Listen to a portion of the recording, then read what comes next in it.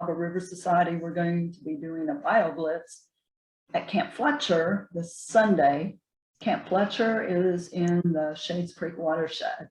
So look for information about how that works out. This is going to be kind of a mini bio blitz just to get ready for a bigger one in the spring. So keep that in mind if anyone wants to participate in the spring.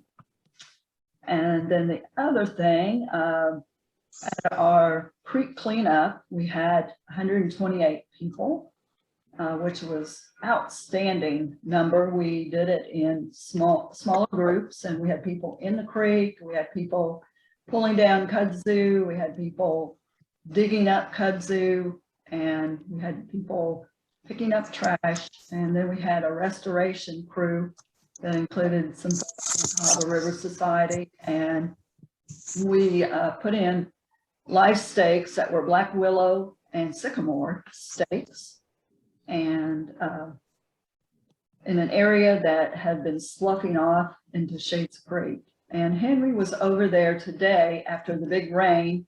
So Henry, can you give us a really quick report on how things looked after our site had been rained on by like 10 inches of rain in this area? Well, and Ben was there yesterday checking it out. It looked about the same from what his report said. I think the water got over the whole site. It got over the entire greenway, but it seemed like it was a little less at our restoration site, which was the idea why we picked that rather slightly higher site.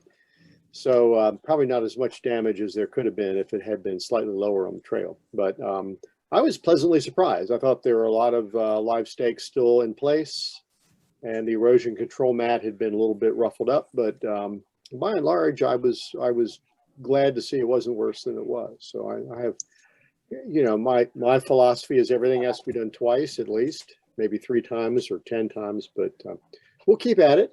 And I think it'll be a great place to plant trees along that stretch. So I think this year's tree planting in November, we'll do a concentrated planting right in that 100-foot stretch of that site, rather than scatter them all over the place. And do we have a date for that, Henry? For the second Saturday of November with Sanford. So that would be November 13th, Saturday the 13th. As far as we know now, that'll be it. And then we'll. Okay, and we'll publish that later. I just thought if we had a date ready, we'd announce that. All right, and if nobody else has any information we need to pass on to the group, we will kick it over here to Paul Freeman, one of our board members. Thank you, Michelle. And on behalf of the rest of the board of directors, I want to thank everybody for making this virtual meeting of the Friends of Shades Creek. Our speaker tonight is the esteemed David Butler. David Butler became the Cahaba Riverkeeper in the traditional way. First, he was a recreational user of the river and really didn't understand how unique the Cahaba River is or the magnitude of challenges it faces. After spending many hours on the river, he was motivated to learn more and to help. And the Cahaba Riverkeeper offered the perfect opportunity for him to grow and learn. Now, 10 years later, he serves as the staff attorney and riverkeeper, which affords him numerous opportunities to enjoy this treasure. David's going to tell us a little bit about himself, the Cahaba Riverkeeper, their priorities and activities that have been going on recently and are staged to happen in the near future. Thanks, David. We'll turn it over to you, and we'll share a screen. All right, let's see if I can do this. Oh, it says host disabled participant screen sharing. Okay, we are doing multiple participants.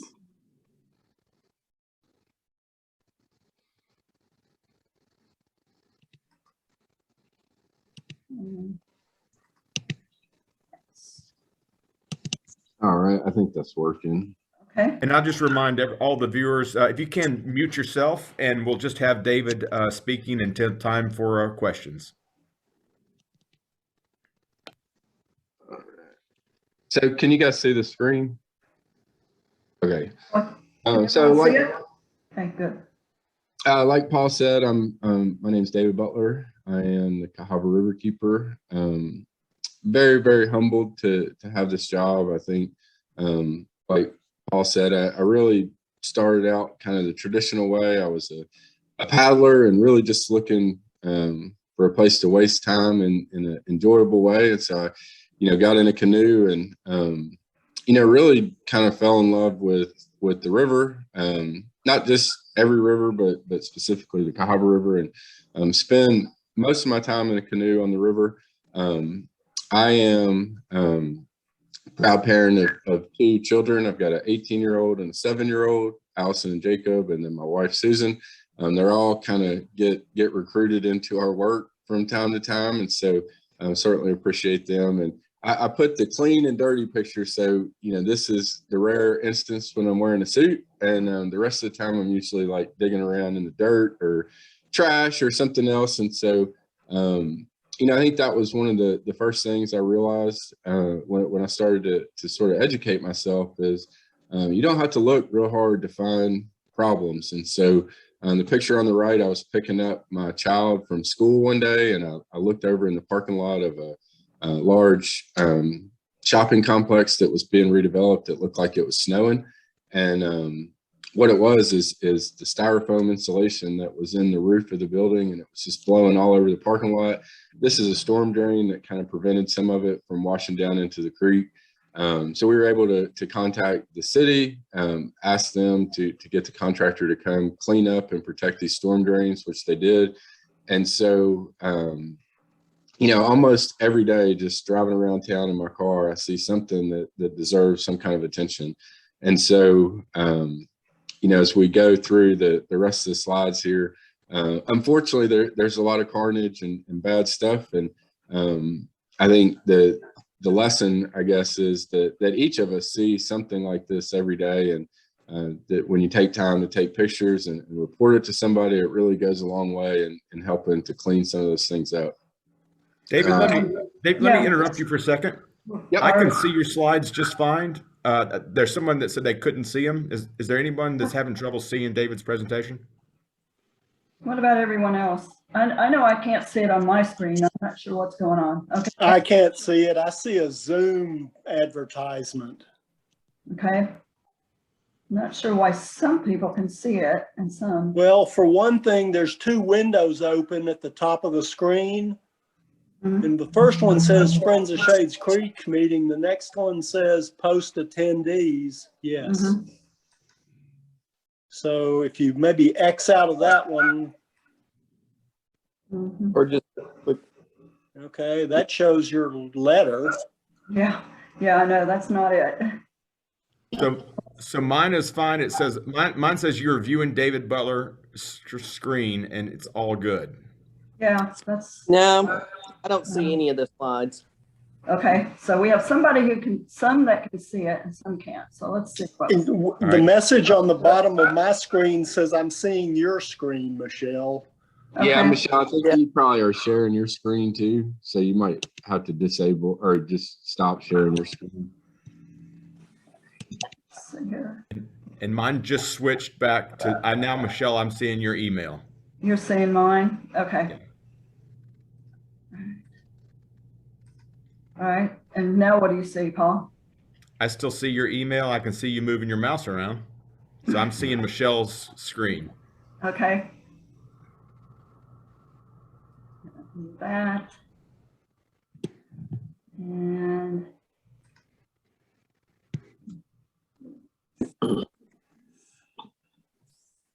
There was something early that you did, Michelle, because initially I saw the slides and then it Right. to the- Well, what I did early, I could see him in the background, but I couldn't actually, I had a screen in front of it.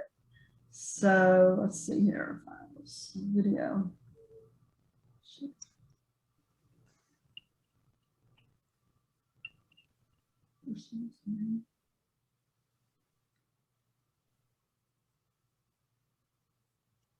David, can you try one more time to try and share screen? Can you see if you can take control if Michelle allows it? Yeah, so when I stop sharing my screen, I see like the, I guess probably Michelle's desktop. So I don't know if she's still sharing her screen, if that's what's going on, if we're both trying to share or. Okay, I'm gonna do stop share, okay? See what happens. All right, that's back to the thumbnails of seeing all the faces. Right, okay, so let's go back and start Oh, it. there he is. Here we go. All right, now we've got it. Yeah. Sorry, David. Sorry about that. Oh, you're fine. No problem. Looks like the family. And I'll remind everybody to so mute that- yourselves now. We got clean and the dirty. Clean and the dirty. Okay. So, who is Cahaba Riverkeeper?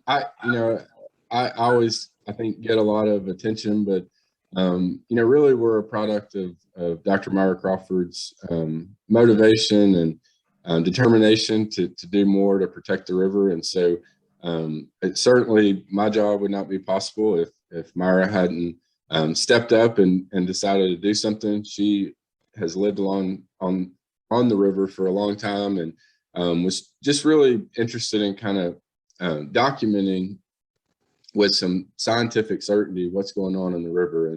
And that's really what attracted me to work at Cahaba Riverkeeper is just the amount of emphasis and focus we place on monitoring, measuring, documenting what's happening on the river. And so I feel extremely fortunate that she took that leap. I know I'm not sure that I would have been able to do it on my own. And so the fact that she had already done a lot of the heavy lifting was a tremendous blessing to me. So Cahaba Riverkeeper is an independent nonprofit. We're part of the larger Waterkeeper Alliance, which is about 350 organizations around the world. And here in Alabama, we're part of a statewide coalition called Waterkeepers Alabama, which is 10 groups, all the way from the Little River Waterkeeper, North Alabama, to Mobile Baykeeper and South Alabama. And, we're tremendously fortunate to have two partners here in the Birmingham area, in Coosa and Black Warrior Riverkeeper.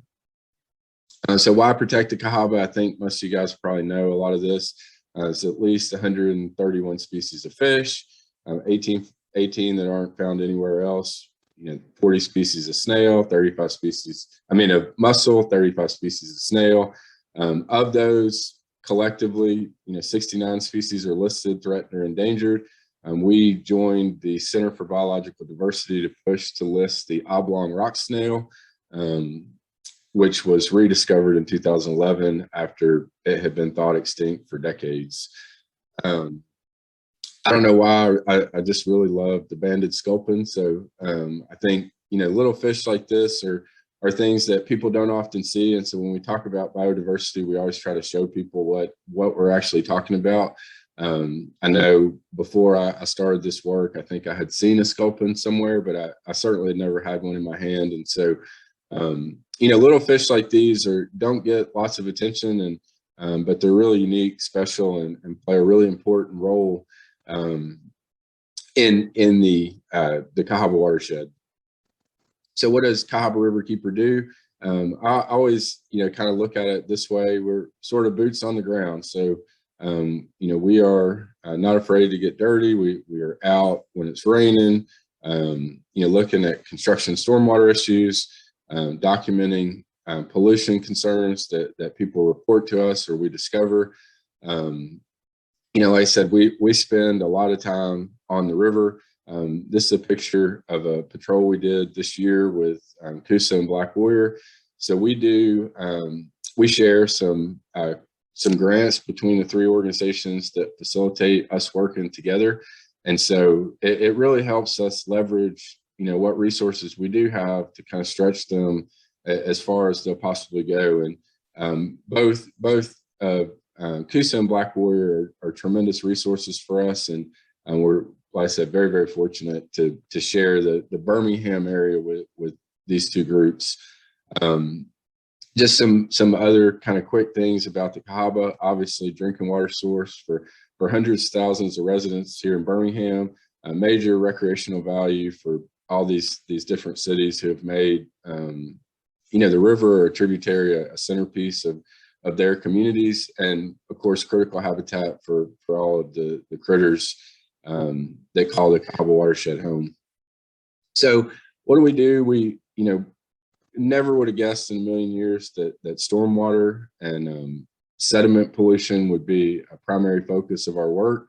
It seems, particularly relevant this week after, what we've gone through, not just last week, but this summer.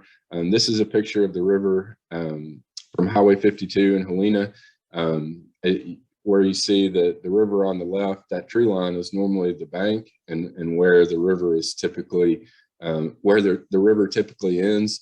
And you could see how far out of its banks it was. I think there at Highway 52, the river rose from kind of a normal level of about 2 feet to somewhere close to 35 feet. So in the 20 years I've been out at 52, it's about as high as I've ever seen it. It may have been slightly higher at some point, but this is, like I said, about as high as I've ever seen it. This is Old Town Helena. The dam is where the whitewater is, which is usually a sort of community gathering spot there in the community. Just past the bridge, downstream of the bridge is a park called the Helena Amphitheater Park, where thousands of people enjoy getting close to Buck Creek all year long. And they have a tremendous festival there to kind of celebrate the creek. And this year I think it was underwater at least 3 times, and it's had major erosion issues. They had a playground there that has gotten kind of destroyed multiple times. And so they're really looking at making some changes there in the park to be more resilient and be able to weather some of these storms. This is at what's called Baines Bridge, or the bridge on Old Montgomery Highway. Again, you can see the river kind of in the center of the picture.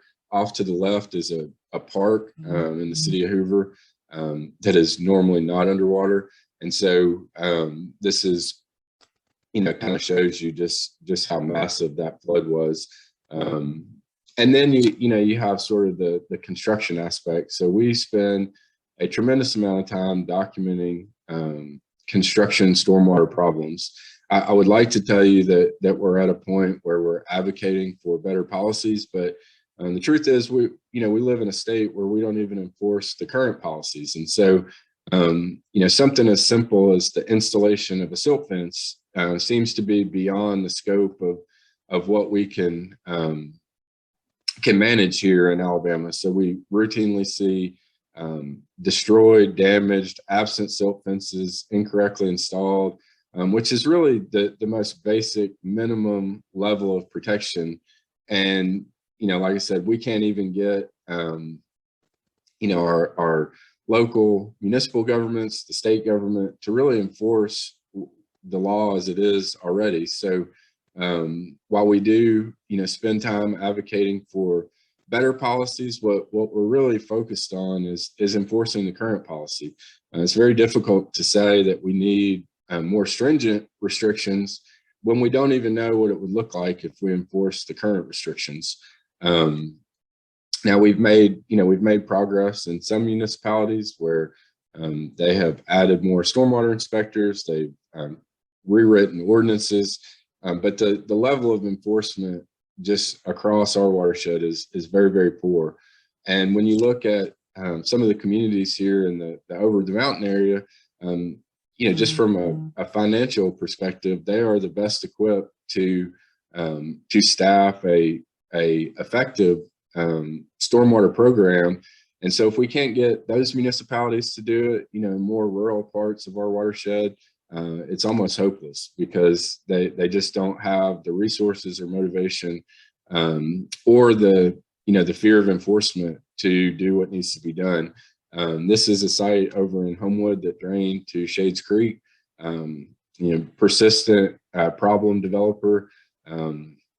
You can see, just very, very minimal effort to control sediment on the site, which then creates the picture that you see on the right, where you have just mud, flowing out into the streets, into people's homes, and then, ultimately into the river. This is another site which is, directly adjacent to the river. So from where I was standing right here, It's probably not even 50 yards to the river. We have filed complaints for years about this site. They have really escaped any aggressive enforcement. They're required, within 13 days of clearing and grading this land to stabilize it, to put up silt fences, and they just refuse to do it. And there is no, no enforcement from the city or the state. And it puts us in a position where, we have to either just accept that they're not going to do anything about it, or we have to file a lawsuit. So I think, a lot of people misunderstand what we do and think that we enjoy suing people and going to court. And I can tell you, as a lawyer, that's my least favorite place to be. And, just generally speaking, I feel like lawsuits are just a really inefficient way to deal with these type of problems. And a lot of times, you end up spending so much money on legal fees and experts and everything else that had we just used those resources to address the problem, everybody would come out better. This is just an example of kind of how we document these issues. So you see on the far left is kind of a normal water sample taken out of a relatively unimpacted tributary. The middle sample is kind of what a tributary looks like after it has been mixed with stormwater, and on the far right is a sample taken directly from a construction site before it reaches a stream. I would say that just in the last several years, it has been a priority focus for us, not just because of the harm that it does to the river, but also because, when we talk about the changing climate, more severe storms, not only is this problem creating issues on the river, but it creates problems within the municipality. So the sediment that washes off construction sites fills up and clogs stormwater infrastructure. We see lots and lots of places where the ditches are filled with dirt, and then what ends up happening is the water attempts to find the path of least resistance. And so you see a lot of ditches, here in Jefferson County, Shelby County, certainly in the lower end of the watershed, where the road is being undermined by the volume of water that is, flowing through those ditches. And so by allowing these developers to, kind of recklessly discharge stormwater, it's creating this ongoing and future liability for every taxpayer. So every time that the city has to go out and address one of these ditches, resurface a road, deal with the sewage problems that come from it, from the volume of water, those are resources that can't go to other things, whether it be funding schools or fire departments, stormwater programs. So we waste a lot of money by allowing people to break the law. So one of our kind of most visible programs is our swim guide program. So we just completed our 8th year of monitoring. We started out with a few sites, for I think 8 weeks in our first year, and then over time we've continued to expand. Our primary focus is recreational access areas, but we also have added sites strategically that maybe aren't great recreational access points, but are places on the river where we have easy access and are in between long stretches where we're not monitoring. So every week from May to September, we go out on Thursday. It used to be me and Dr. Sean Crawford kind of did all the sampling.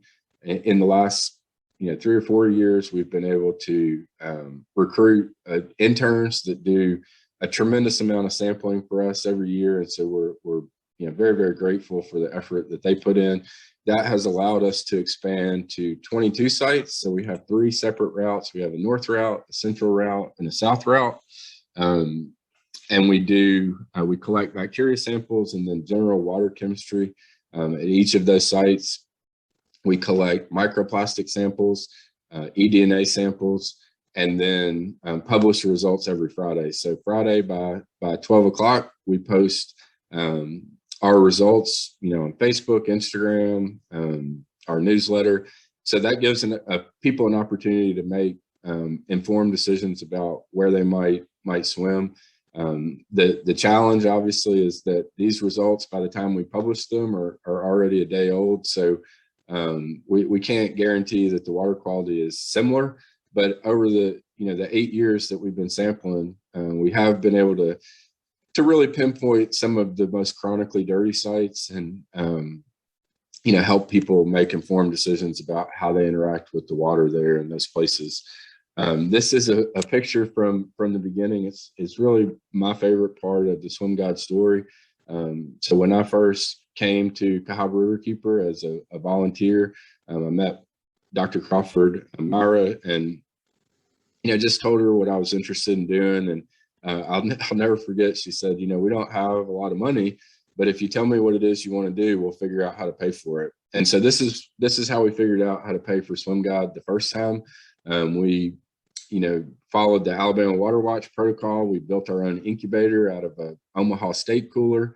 We we're collecting water samples and culturing those samples in Petri dishes.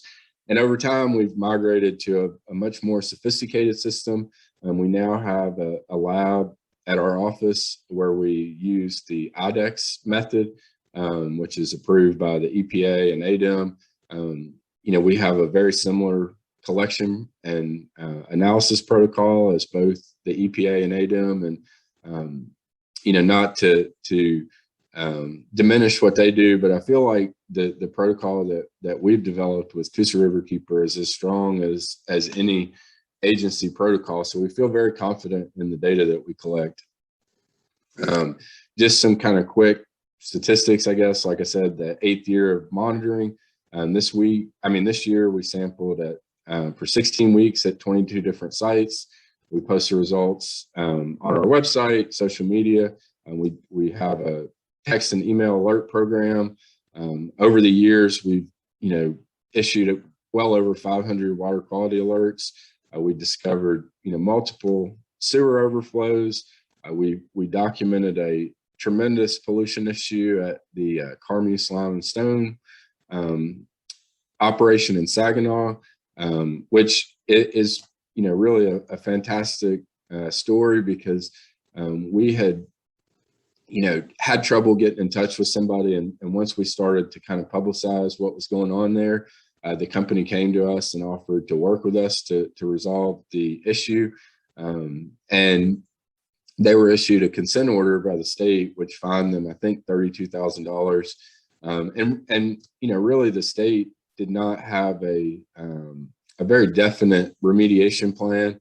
And so on their own, Carmuse invested, somewhere close to $2 million fixing this problem. So now they have built a really sophisticated kind of French drain system around their whole entire property. So they catch every bit of water that kind of, shallow groundwater that flows through their property before it reaches Buck Creek. They pump it back up to their treatment facility, treat it, and then discharge it back to the creek. And so when we first observed what was going on, the pH of the creek there was about 13.5. There was absolutely nothing living in the creek at all, not a turtle, a snail, a fish, nothing. And happy to say that today, that section of the creek has really been restored. And so we see abundant life there. Carmuse has been a great partner, as somewhat, as part of that partnership.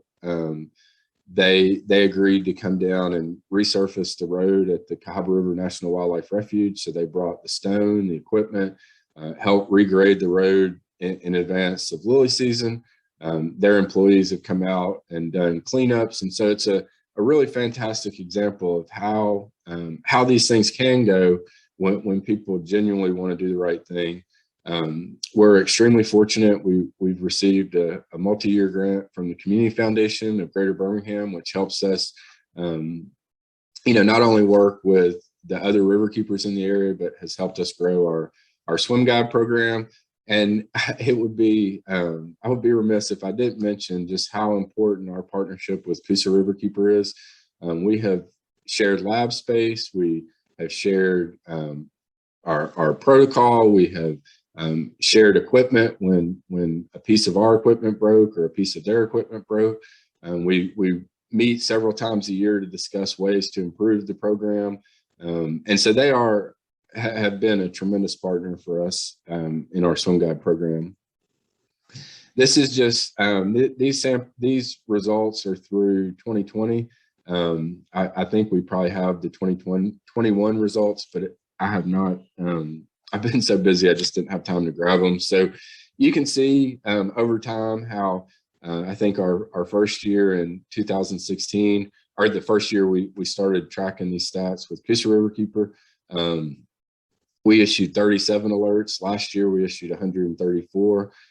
This year, it's likely to be much, much higher because of just the amount of rain that we had. I personally can't remember a wetter summer. You know, there quite possibly may have been, but this has been an extraordinary year for sure. The graph on the right shows how many samples, just bacteria samples, we collect every year. So last year we collected, I think, somewhere close to 400 samples, and of course more this year with the expansion of our route. So one of the sites that we sample at that's particularly interesting for this group, I think, is Elder Street. One of the members of the Friends of Shades Creek alerted us to a just chronic problem there several years ago. The picture on the left is what it looked like when we went out there.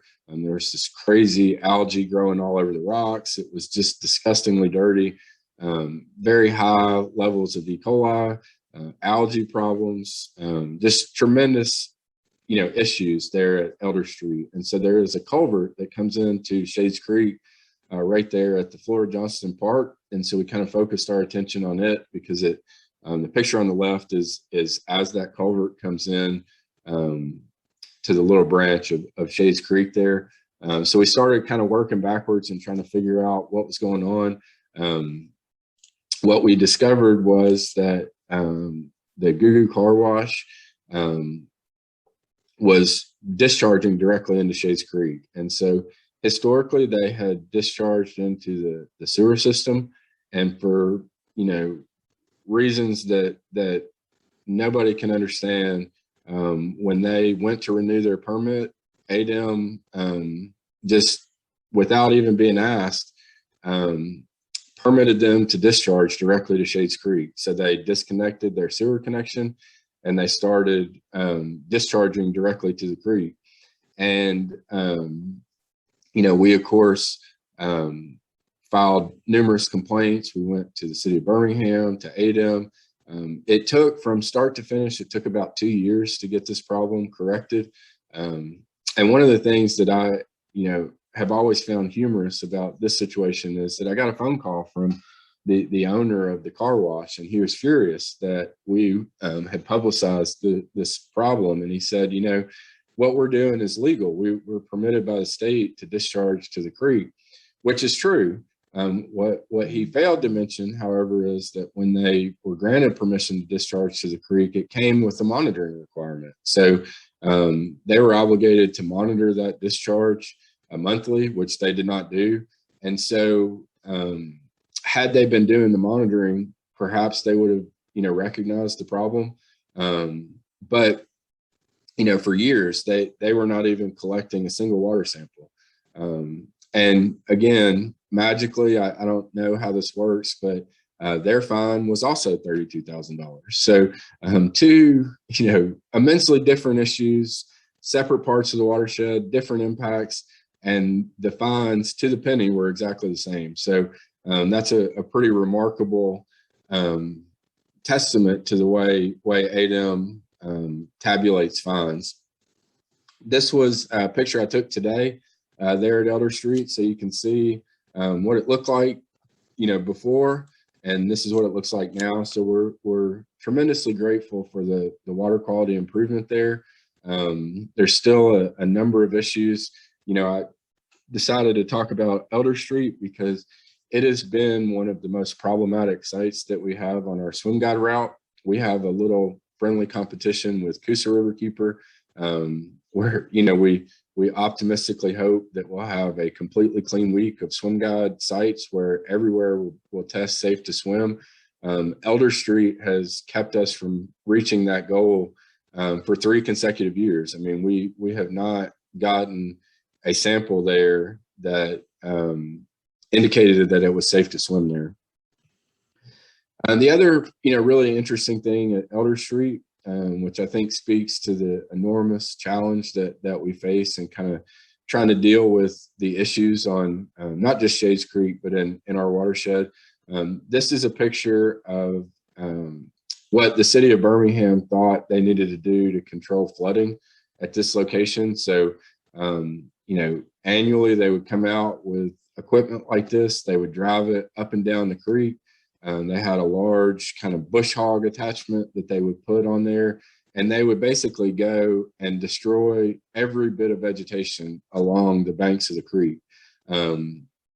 Their logic was that the vegetation somehow was increasing the flooding, and they were kind of dredging material out of the creek, and then, you know, like I said, just, you know, destroying all the vegetation along the bank. So with help from the Nature Conservancy, we were able to advocate for better practices there at Elder Street. So they do not do this anymore. They don't clear the banks. They have agreed to allow the vegetation to grow up, you know, with some restrictions in terms of, you know, larger trees and so forth. But you have now, you know, unfortunately, lots of invasive species, but you know, pretty good growth of vegetation along the creek. This is what it looks like today. So you see a lot of kudzu, but no bare dirt except for in areas where the bank has been undermined by, you know, really pretty significant flooding. And you can see in this picture, I'm not sure if you can see my cursor, but you can see the mud line from the last big flooding event there. And you can see it kind of runs all the way along here. So they get a tremendous volume of water here, and the city has really kind of restricted the work they do to keeping the bridge clear of debris, which causes the water to back up. And so I'm tremendously grateful that they've taken that approach. So, you know, Swim Guide is one of our major projects, and then Cahabapedia is probably, you know, the next most important project that we're working on right now. So I had the opportunity to assist in the Colonial Pipeline release response years ago, and was tremendously disappointed to realize that a lot of the information that we needed to help them make informed decisions about, you know, where to prioritize their effort and what was at risk downstream of the leak site, we couldn't get data from the state, from you know, ADEM, Fish and Wildlife Service. And so we had this idea of creating a data repository. And so what that has evolved into is Cahabapedia. So this is a GIS application that allows us to layer all sorts of information into a readily accessible map that people from recreational users of the river to academic researchers, that gives them access to information that typically would be much harder to find. And so over the last couple of years, we've been kind of working on building out this platform. And this year we have made, you know, some really remarkable progress towards that goal. And so, you know, the hope would be that someday anybody that wants to learn about the Cahaba River can go to Cahabapedia and have just endless amounts of information at their fingertips. So like I said, the goal was to create an easily accessible source of information about the river. Where we are right now is we've created the base map, which delineates the entire watershed into subwatersheds. That's particularly fantastic in my work because when we get a pollution complaint, historically, what I would have to do is pull up like Google Maps and try to track back and, through Google Maps and find out where it might have come from. Where now I can look at any subwatershed and I can get to what the potential sources of pollution are really, really quickly. And so it's a tremendous resource for me and my field work. We've also added the flow and water quality information from the USGS, which is all the stream gauges up and down the river. We built an application to track sanitary sewer overflows. So we map those and catalog them so we can keep up with where the most frequent overflows are, what the magnitude of those are, and then advocate for solutions. And I know Randy's on this call. We were out, Randy and I, and I think the Nature Conservancy, we were out on a patrol in Hoover a couple of Februaries ago, and we came across a bank collapse that just, I mean, the smell was god awful, and you could hear running water, and we couldn't really figure out what it was. And so we climbed up the bank, and we found that the bank had collapsed. A tree had fallen over and pulled the sewer pipe out of the ground. And so there was a major overflow, and we reported it. It was the city of Hoover's line. They came out and repaired it. But what was really interesting about it for me is that one of the things that the waterkeepers in Alabama have been advocating for is the enforcement of the public right to know provision in stormwater or in sewer permits. And so the wastewater treatment operators are obligated to inform the public when they have a overflow. So we watched as we reported it. We then saw how long it took for that notification to come through the system and get back to us. And then we also saw how they estimated the volume of the spill. And so basically they looked at the spill and they estimated the volume based on 1 day of flow through that pipe. Well, when we were at the site, we could see toilet paper and other debris up in the trees above where the pipe was. And so we knew that the overflow had been going on since the last high water event, which had been, I think 16 days before that. And so I think they estimated somewhere, 500,600,000 gallons of sewage reached the river. But that was based on 1 day. And so if you look at that over a 16-day period, that volume was more likely, 8 or 10 million gallons. So, those are things that, we are constantly working to refine those systems and create, opportunities for the public to be informed. And as a side note, when we petitioned ADEM to strengthen that sewage right to know provision, I was pretty naive, and I thought, this would be the easiest thing in the world to accomplish because nobody wants to swim in raw sewage. And so we went down to Montgomery. We petitioned the Environmental Management Commission. I had prepared some remarks, and I felt like they were pretty clever and on point. And as I was waiting to speak, one of the wastewater treatment operators stood up and he said, I don't understand what the big deal about this is. My guys work in raw sewage every day, and they're the healthiest people I know. So I just crumbled up my paper, and that's really the attitude that ADEM took. They took the approach that because we couldn't prove that people actually get sick from contact with raw sewage, that it wasn't a significant enough issue that they needed to more aggressively deal with it. So their system now works where you have to sign up by county to be notified of sewage overflows, which, I suppose is an improvement because the previous system was that all they really asked the operators to do was to post a notice on the courthouse door in the municipality where the overflow occurred. So, I know I run by the courthouse every time before I get on the river just to be sure. But, as a small nonprofit, at the time we were advocating for for strengthening that obligation, we were a staff of 2, and we were able to get word out about sewage overflows. And we just didn't think it was a tremendous hurdle, insurmountable hurdle for ADEM.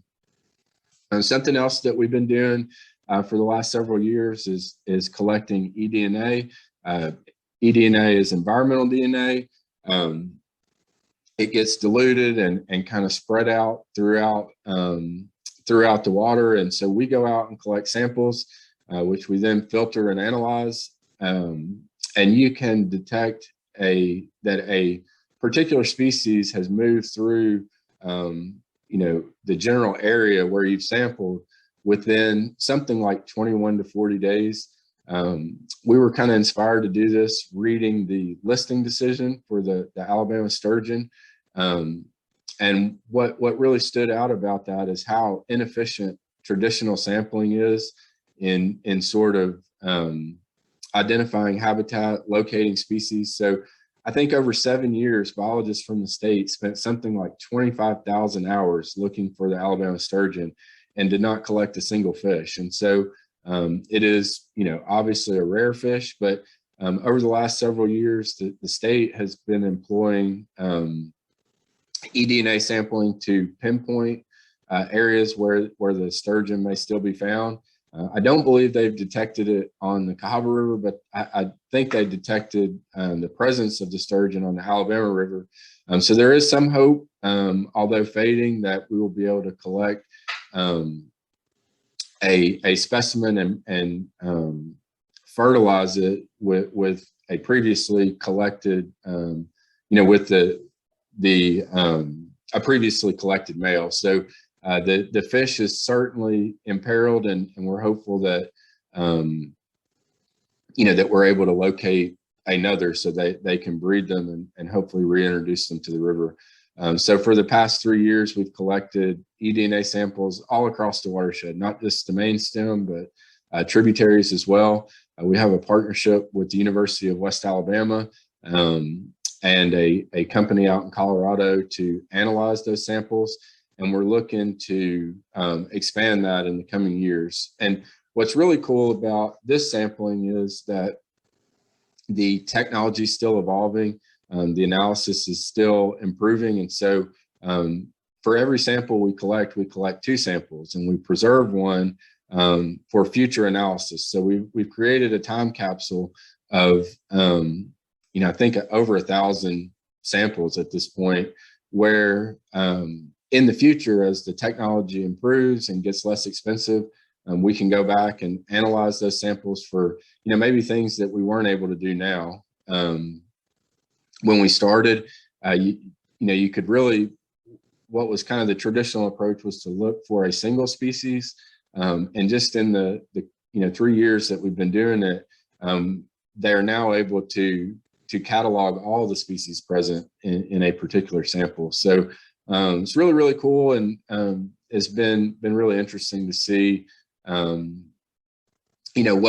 we're able to detect. So we got some samples back from the company in Colorado that had fish that, don't live in Alabama at all. And so what we learned was that they didn't have the sequence of all of the fish in the Mobile Basin. And so we are in the process of contributing fin clips and fish from our watershed to help fill in those gaps that they didn't have. Something that I think is really cool from this year is that, I personally have touched more than 70 of the 130-ish fish that live in the river. So I've held them in my hand. So that's been pretty cool for me. It's my favorite part of the work that we do, is getting out on the river and actually seeing all the things that we're trying to protect. I think it's very easy to get kind of, depressed and pessimistic about the future of the river. And so this has been a great year to kind of be re-energized and get motivated to protect some of those species. We do lots of pollution investigations, particular interests, I guess, on Shades Creek is, of all the tributaries that we watch, Shades Creek and its tributaries are the most frequent pollution complaints that we get.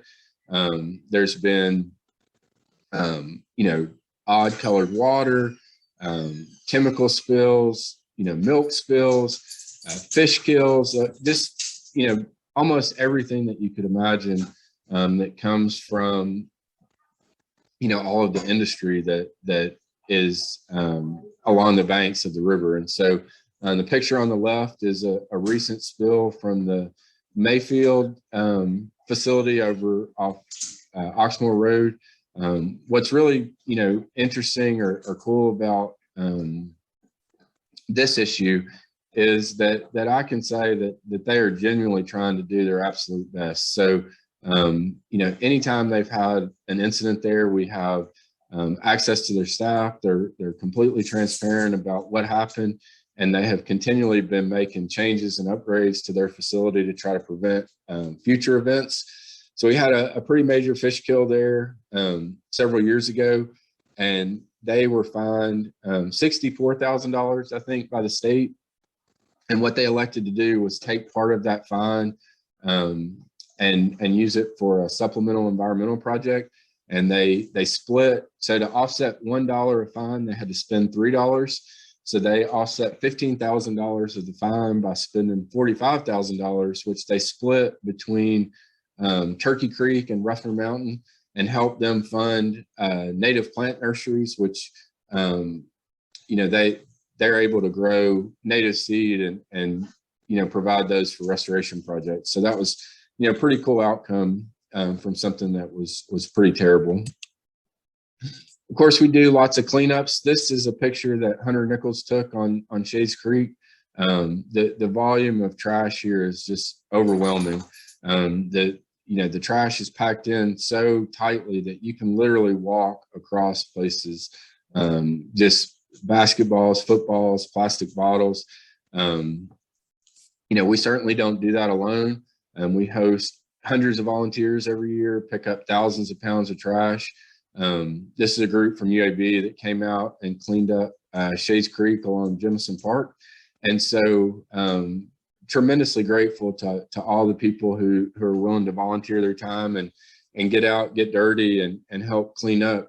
I think everybody that does cleanup work knows that we can never pick up all this trash, but each person that comes out and participates, it's hard to imagine that they don't go back home, you know, believing that there's more that they could do to prevent this issue.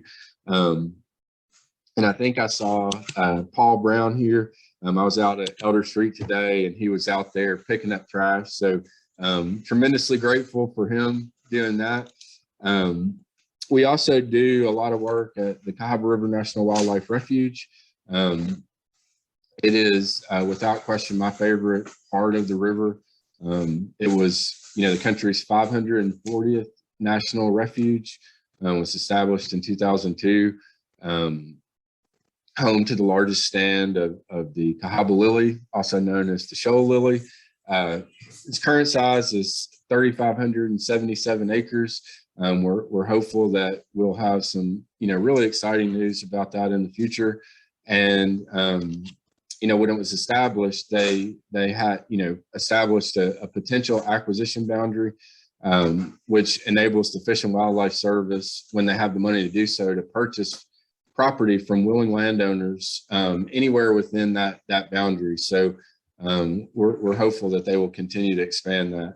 The Cahaba lily is certainly the most you know, talked about feature at the refuge. For the past 3 years, we've worked with the Fish and Wildlife Service to preserve these shoals of lilies there. So we go down to the lowest point they grow on the main stem of the river and collect the seeds, and then transplant them back up to the top of the shoals with the hope that they'll have the chance to grow, because certainly at that lower end of the bottom shoal, they wash out into deeper water and don't ever actually grow. So this year we got to go back and look at the first site that we did that. And one of the volunteers from the Fish and Wildlife Service that had come and helped, you know, do that first transplant was with us. And we were just blown away by how many flowers had established themselves. So really optimistic that we'll be able to continue that program and see some continued improvements. I don't know, Paulus, I think it's almost 8 o'clock. So, wanted to give anybody opportunity to ask questions if they wanted to, and I can certainly stay longer than at 8 o'clock. David, I appreciate it. Are you at your end of your presentation? Are you ready? We'll take questions. Yeah, I could go on for hours. So yeah, I'm happy to take questions for sure. We'll turn it over and if you can just unmute yourself and we'll go around and let a few folks ask some questions. David, I had a question about the Carmuse lime and stone issue. How did you turn that into a positive thing? What could you just give us a little more detail on how that started, and was there resistance to your investigation into them? And then how did you turn that into a positive outcome? Yeah, so we were out kind of doing routine patrol, and we came across the issue, and we attempted to contact the company. We didn't get any response. I think in hindsight, that our efforts to contact them just kind of got lost somewhere. It certainly didn't find the appropriate person. So then we started filing complaints with the state. The state went out and investigated. And I think, it's important to point out that when I say we filed a complaint, we don't just, call somebody and say, hey, we noticed a problem. We submitted water quality data. We submitted pictures, videos, GPS coordinates of the location of the problem and the potential responsible party. So the state went out and investigated, and it is probably the pivotal moment in my evolution as a riverkeeper. So I thought that the way this would work is that we would identify problems and the state would resolve them. But when we reported the issue on Buck Creek there, they went out and investigated, and they couldn't find a problem. They said that they had done their inspection, investigation. Everything was fine. There was no visible impact to aquatic wildlife, and that was the end of it. And so we filed another complaint, and they went out, and the first time they went out, just to show you that they did not take a single water quality sample.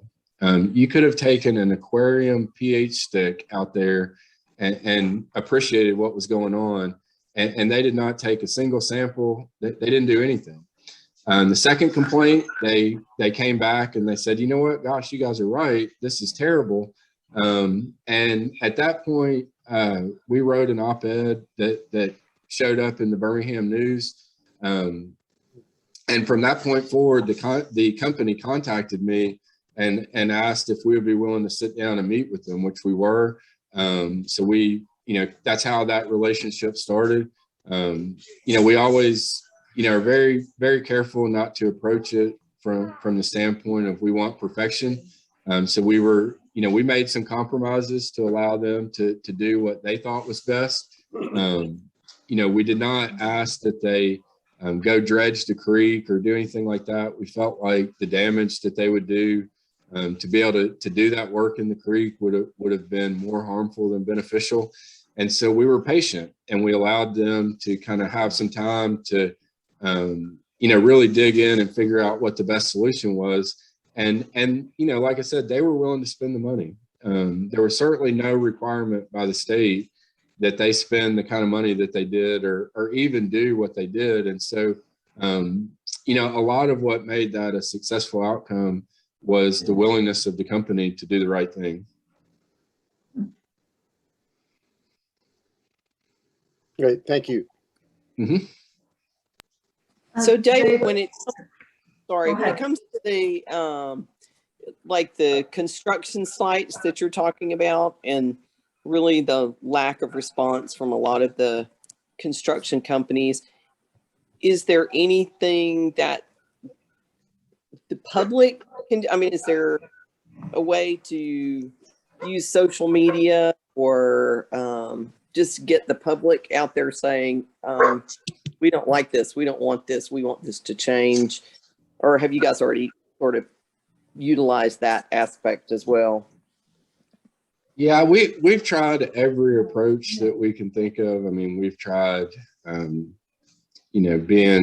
collaborative with the builders. We've tried working with the municipalities. We've tried, working with the affected landowners.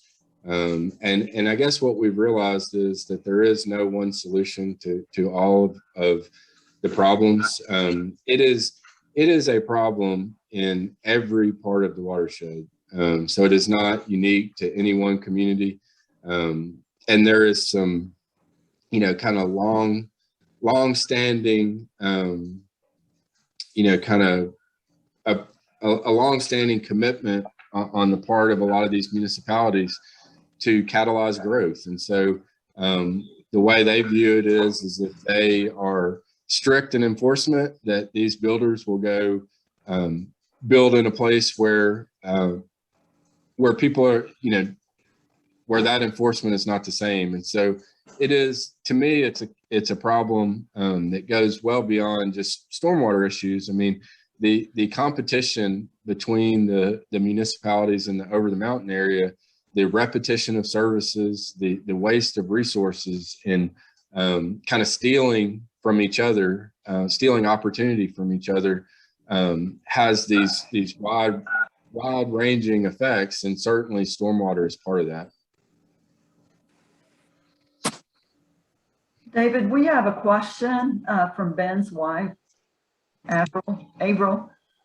She says, for the complete eDNA reference sample collection, where you're collecting sequences for previously unsampled species, do you know if those sequences are proprietary and held by the company in Colorado, or if they will be shared in a public database? Asking because those would be great resources for academic and agency scientists. Yeah, so they will, eventually be shared in a public database. And so almost everything that we do is with that in mind. So, all the data we collect, ourselves, or we participate in, we attempt to share that with the public. And so what we're hoping is in the future, we will have a complete reference library of all the fish in the Mobile Basin, which will be available to researchers around the world.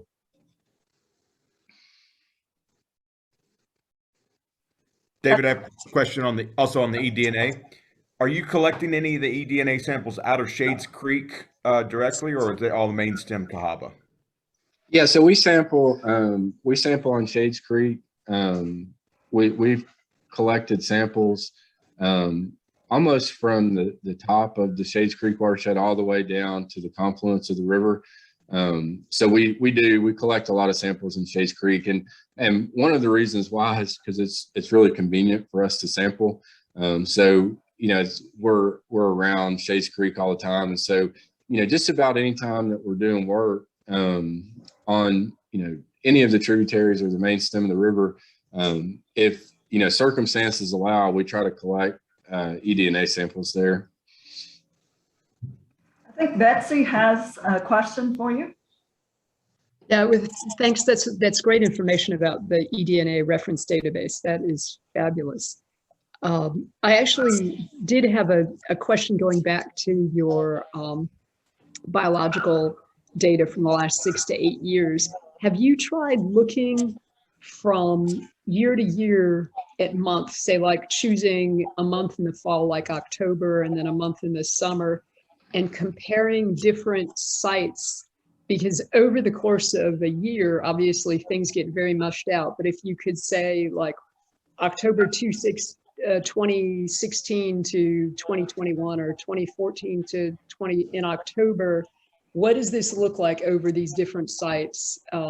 Knowing that, rainfall patterns change a little bit, but I'm just curious if you've tried to do that site by site, comparing months across time. So we have done, a little bit of that analysis, not near enough. And one of the things that we've been, kind of talking about is with Cahabapedia, we have the opportunity to sort of overlay different types of data to look at, those kind of comparisons more holistically. So certainly this year we got more rain than, 2 or 3 Octobers ago. And so what we would like to do is be able to compare those sites, but also compare rainfall, water level, and some of the other parameters that kind of influence water quality. And so we every year we recruit all kinds of interns, and their particular skill sets sometimes dictate what we're able to do in terms of analysis. And so we have sort of collectively decided that we are going to more intensively search for statisticians to do some of that analysis. I tell people all the time, I'm sort of an idiot. I collect all this information. You can teach me. I'm a monkey. You can train me how to do things, but I don't always know how to mash all those things together. And so we depend heavily on volunteers to help do some of that analysis, and are hopeful that, in the coming months, we'll be able to kind of look at some of that swim guide data, more closely, like you're talking about.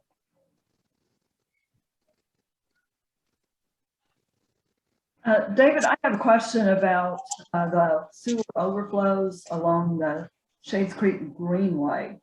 I've heard that we've had some there. I'm not sure how often it's been happening, and I'm wondering what the problem is or problems are. Yeah, so they're actually pretty frequent. I mean, they almost every big rain we get overflows over there, and so that is a particular area of concern. I think the problems are numerous. You have an old collection system that was built really close to a waterway that floods often. You have intense pressure on an already aging infrastructure by adding more and more homes to those sections of the line. And so I think it's like a lot of things. We always hear that people, the responsible parties, in that case Jefferson County, don't have the money to kind of deal with all these issues at the same time.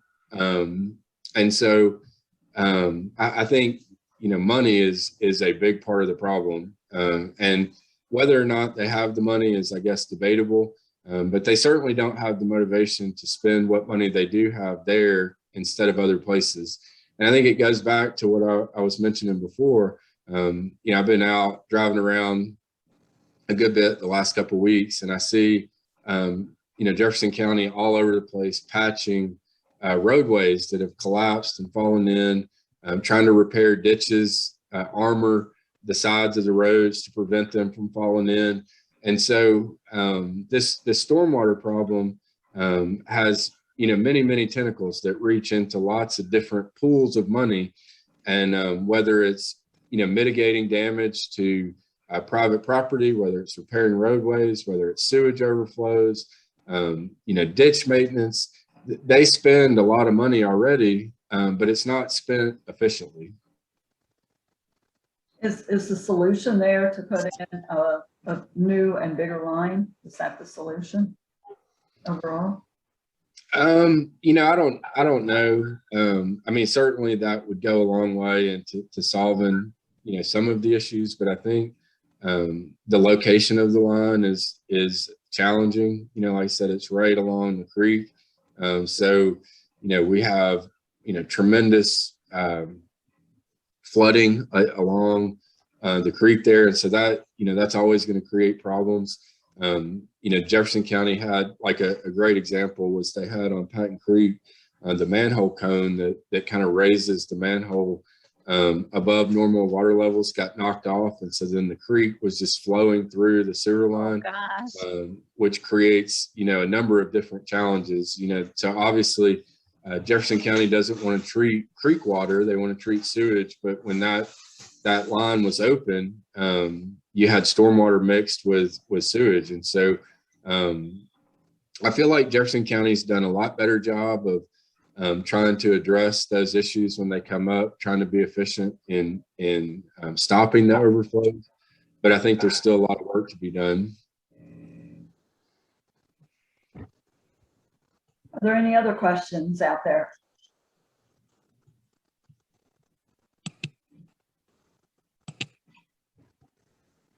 Wow, you answered a lot of the questions, David. Good job. David, we I'm really, disappointed. I love questions. we really appreciate your talk tonight, your presentation, and we certainly appreciate everything you do for the Cahaba River and especially the Shades Creek watershed over the course of the year and through the years. So salute to all the Riverkeeper, your volunteers and your staff. Well, and likewise, I think, I think it's, we certainly appreciate the work you guys do. I try to attend the meetings as often as possible. I think that, the organization's been around for 24 years is a great testament to the value that you guys provide. And I certainly appreciate everything that you guys do. We thank you so much for being here tonight. And I think we've learned a lot, and we appreciate you and Myra and your staff so much, like Paul said. So thanks again and have a good evening. All right. Thank you, guys. Thanks, David. It's great, David. Great presentation. Thank you. Yes, really good, David. I've got a whole bunch of questions here. I may just send you an email though. Well, I was going to say, I'm happy to hang out for a second. If you had, I know you had at least one question, right? I do. So let me look here. I think we still have a few people. I'm going to ask a question while she's thinking. Yeah, When did yeah. you start the eDNA archives? How many years ago? So we really started heavily 3 years ago, I think. So we had taken some kind of spot samples before that, but we, kind of looked for partners and to expand that program 3 years ago. There, some new faces in town. Over at Birmingham Southern, there's a lecturer or professor that's taking some eDNA, collecting some water samples and doing some eDNA on Shades Creek. I know is part of the tilapia story, trying to track the presence of that tilapia. So be very interested in collaborating and putting you in touch. And both Ben and Avril had backgrounds in eDNA, so they're great resources if you haven't already reached out to them. Yeah, and so we, I've talked to Ben a little bit about it, but certainly plan to continue to do that. And I'll just, it's really cool, kind of opportunity for us, because I think, like I said, I think as time goes on, what we'll be able to look for in those samples will continue to improve and grow. And so what we're really looking forward to is, 10 years from now, looking back at all the samples we've collected and seeing what they tell us, then that they didn't tell us now. So, that I think it's just an extension of kind of Cahabapedia, is that we're creating this time capsule. And so we're trying to, document what the river looks like as many places as possible. We're using side scan sonar and video. And so we're trying to create as complete a record of what the river looks like today, so that, whoever is unfortunate enough to have my job in the future can look back and really know how much has changed, because I think that's one of the most difficult things, all the way around for us, is when we go like a potential, polluter, a development issue. Sometimes we haven't seen that part of the watershed, prior to the development or the issue. And so it leaves a lot of room to kind of question what the impact of any particular event was. So, we had a situation down in Bibb County where that became really relevant. So we had been collecting water samples on Cahaba Creek for 5 years, I think. We had a major contribution of sediment And so we went back and looked over the 5 years that we had sampled. I think the turbidity on Kathy Creek prior to this development had never gotten higher than 40 NTUs. You know, rain events, everything. That was the highest we ever recorded in those 5 years.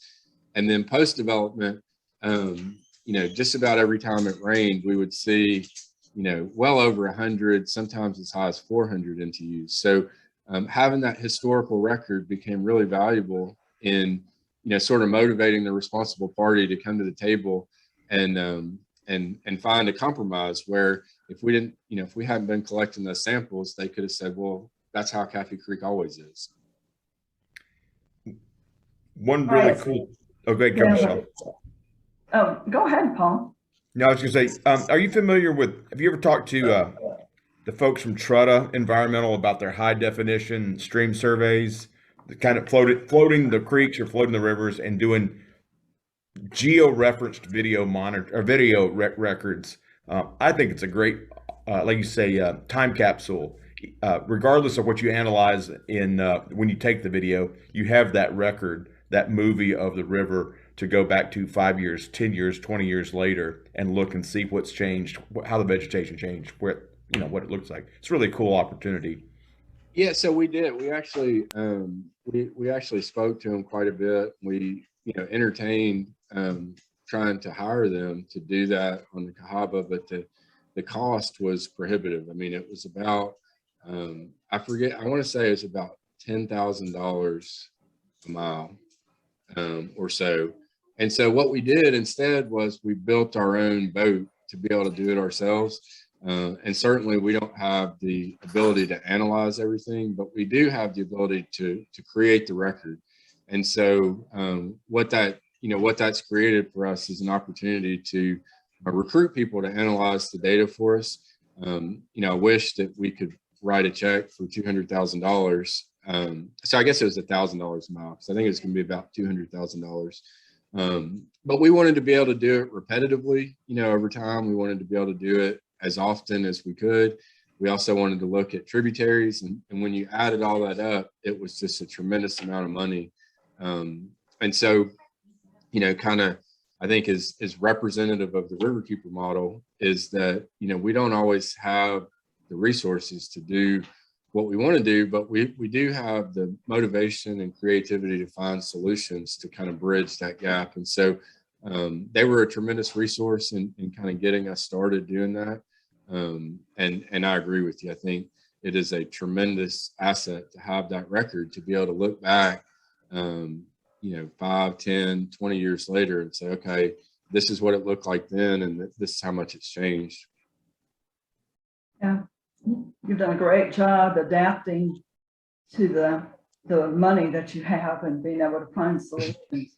So I've got a couple questions here. I'll just give you both of them. They're not really related, but I'll just ask you both of them. So one of them is, where do you get your rainfall data? Because I know that, you know, over the area of even Shades Creek, the amount of rainfall changes. So I was wondering how you work that out. And also I was wondering about if you're seeing tilapia in the Cahaba, and have you seen them in Shades Creek? We've seen them in Shades Creek, but I'm just wondering if you've seen them there.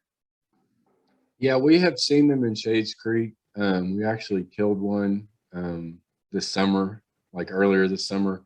So I've done a ton of fish surveys this year. And so, you know, have had a, I guess, rare opportunity to spend a lot of time collecting fish. I don't enjoy killing anything. So that was kind of tough. We've killed carp and tilapia both.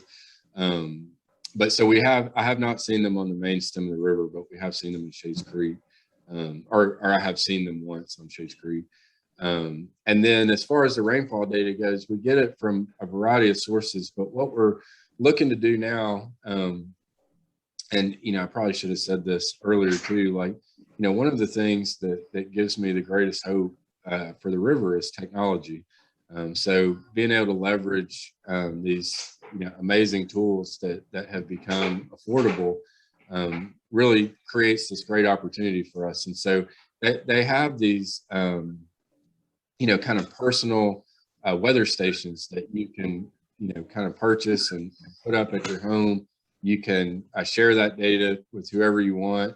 And so what we're trying to do is engage our members to deploy these weather stations where they can contribute, much more local rainfall data than you can get sometimes from the National Weather Service. And so that's our hope, is that we'll be able to get some of these stations set up, various parts of the watershed, and be able to kind of look at, like you said, more specific rainfall data for areas of the river. So I know this last big rain, if you look at what the rainfall totals were across, Vestavia, Pelham, that, you went anywhere from, I think, 5 inches to almost 11 inches. And so there's a lot of variability in kind of how that is calculated. Yeah.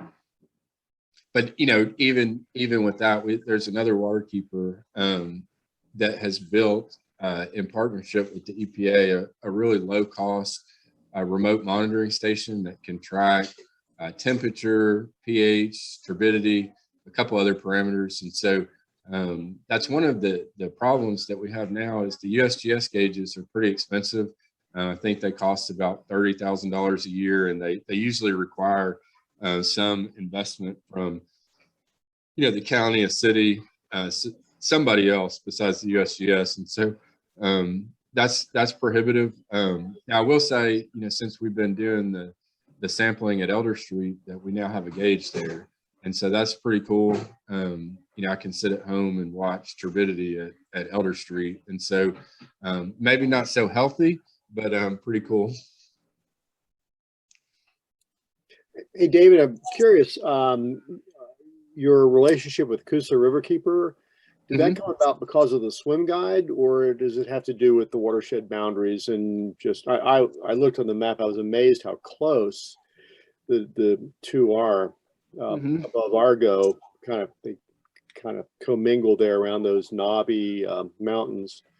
But what brought that about?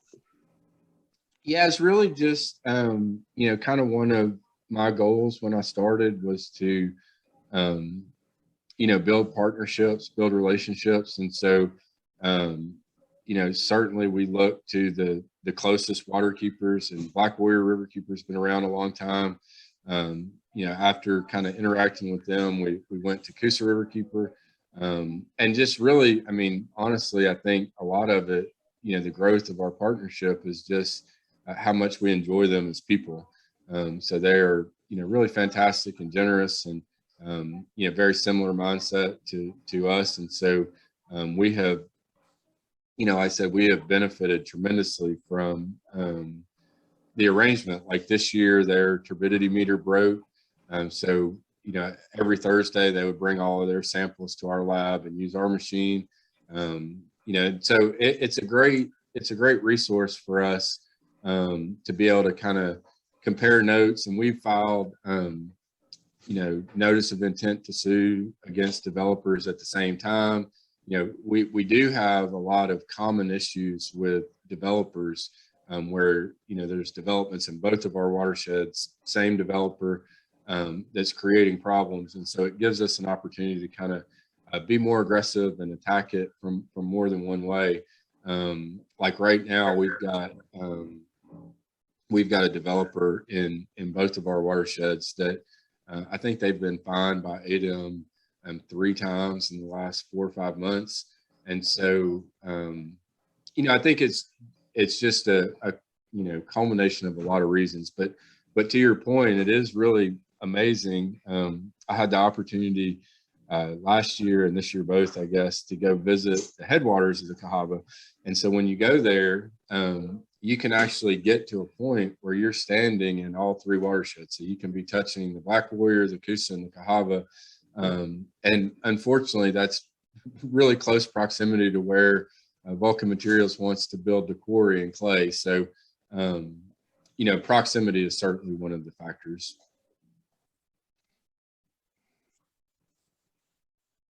Does anybody else have questions for David? David, do you and Myra have a Shades Creek book? No. We do. Thank you very much. I think we both have one, Okay, good. which we love. I think that's a really, really fantastic resource for Shades Creek. And, you know, I'm a picture person. And so I really enjoy, you know, being able to look through all the pictures of Shades Creek. I'm with you. I like the pictures also. All right, anyone else out there before we let him go?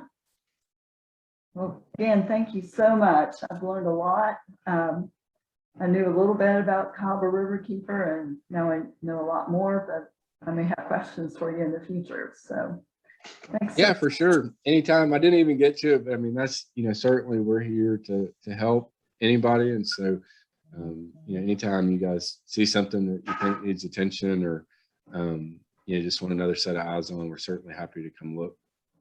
You've been you're not only a good speaker tonight, but you've also been a really great resource for us. We do hear of an issue, and I know that you are able to run out there and take a look usually and give us some sort of an opinion about what's going on. So that's really valuable for us. Your knowledge and your science is really valuable. So.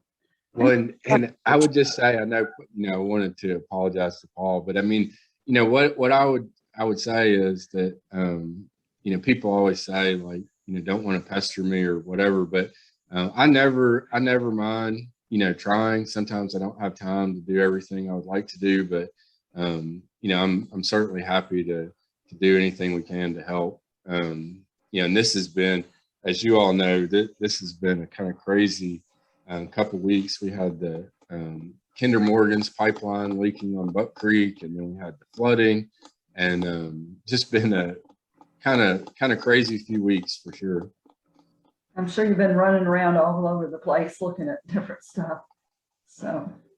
Well, and this is, I mean, that's what's so great about like this is, you know, you get, you know, you come through a couple of weeks like that, and you know, I was talking to Ben the other day, and you know, I'll be honest, you know, after that flooding the other day, I was pretty overwhelmed. I mean, just looking at the magnitude of the damage, how much work there is that needs to be done, the obstacles that are in the way to getting those things done. It's pretty overwhelming sometimes. And so I really enjoy, you know, knowing that we're not out here alone and there's other people working on it. You know, you guys have been doing great stuff with the restoration work and cleanup, and you know, I just can't underscore how motivating and energizing it is that there are other people out, you know, doing all those things. So thank you guys. Yeah, thank you. Our little part seems little compared to what you're doing for rivers and streams. So we appreciate you so much. Well, thank you. Well, you guys have a good night. Thank you All for right. having me. Thank you. Okay. Bye. Bye. See you soon.